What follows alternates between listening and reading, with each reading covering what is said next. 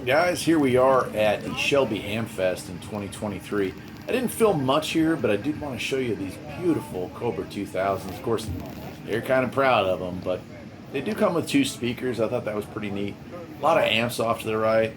Like I said, I didn't film a lot here. My wife and I were down there. We just enjoyed ourselves at the Ham Fest. Some really nice classics here. These Cobra Mark 5s, 23 channel units with sideband. Yeah, pretty cool, man. Here's a Tram 2001. Those are always nice to see. Very rare to find one that still actually works, though.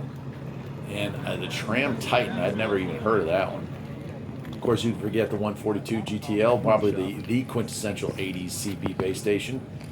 And I've got one of these, little Craig 23 channel bass. Here was another table here with just a lot of CBs on it. Like I said, I didn't film a lot. We decided to just enjoy ourselves. I did pick up one or two radios that I probably will share with you in the coming weeks or months. But for now, take care.